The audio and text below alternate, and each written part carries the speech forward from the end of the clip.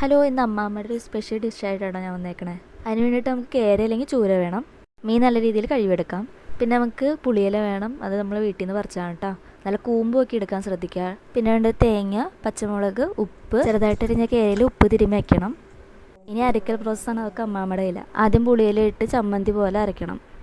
അമ്മാമ്മ അരയ്ക്കുന്ന രീതിക്ക് ഞാൻ ഇങ്ങനെ നോക്കിയിരിക്കുകയായിരുന്നു കേട്ടോ. നല്ല രസമുണ്ടായി കാണാൻ.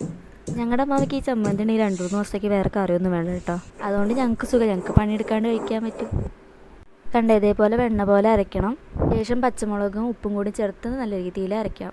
നല്ല രീതിയിൽ അരഞ്ഞു വരുമ്പോൾ അതിനകത്തോട്ടേക്ക് ചിരകിയ തേങ്ങയും ചേർത്ത് നല്ല രീതിയിൽ കൂട്ടി അരയ്ക്കണം. അമ്മാവ അരയ്ക്കണമെന്നിട്ട് ഞാൻ ഇങ്ങനെ ആലോചിക്കുമായിരുന്നു, എന്തൊരു സ്കില്ലാണ് ഇതൊക്കെ. ഞാൻ വല്ലപ്പോഴും ചമ്മന്തി അരയ്ക്കാനൊക്കെ ഞാൻ ട്രൈ ചെയ്തിട്ടുണ്ട്, പക്ഷേ ഇത്രയും പെർഫെക്റ്റായിട്ടൊന്നും എനിക്ക് അരയ്ക്കാൻ പറ്റില്ല.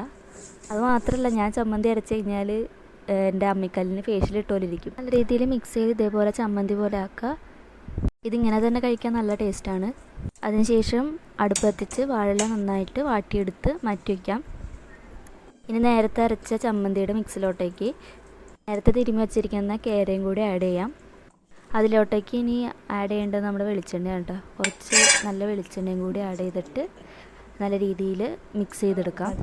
മിക്സ് ചെയ്യുമ്പോൾ അമ്മാമ്മ എന്നോട് പറയായിരുന്നു, ഈ കൈ കൊണ്ട് ഇളക്കണ കാണുമ്പോൾ ആൾക്കാർക്ക് ഇഷ്ടാവോ എന്നൊക്കെ.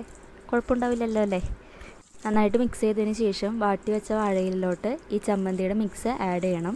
വാഴയിലയിൽ ആദ്യം ഒരു അല്പം വെളിച്ചെണ്ണ തേക്കാൻ മറക്കരുത്. അതിന് ശേഷം നമ്മുടെ ചമ്മന്തിയുടെ മിക്സ് നല്ല രീതിയിൽ പരത്തണം. ഇനി ഒരു പാത്രം എടുത്ത് അതിനകത്തോട്ടേക്ക് വാഴയില വിരിച്ച് വയ്ക്കാം കേട്ടോ. 2 വാഴയില വയ്ക്കാം. ശേഷം നമ്മുടെ ചമ്മന്തി അതിനകത്തോട്ടേക്ക് വയ്ക്കാം. ഇനി വേറെ പരിപാടിയൊന്നുമല്ല, അടുപ്പത്തിക്കുക, വയ്ക്കുക, പൊളിച്ചെടുക്കുക. കുറച്ച് കഴിയുമ്പോൾ ഇതിൽ നിന്ന് വെള്ളം ഇറങ്ങി വരും. ആ വെള്ളത്തിൽ തന്നെ കിടന്ന് നമ്മുടെ മീനൊക്കെ വേവിട്ട്. അപ്പോൾ നമ്മുടെ ചമ്മന്തിയൊക്കെ ഇവിടെ റെഡി ആയിട്ടുണ്ട്. അടിപൊളി ടേസ്റ്റാണ്. അപ്പോൾ എല്ലാവരും ട്രൈ ചെയ്ത് നോക്കുക. ഇഷ്ടപ്പെടുകയാണെങ്കിൽ സബ്സ്ക്രൈബ് ചെയ്യുക. Thanks for watching.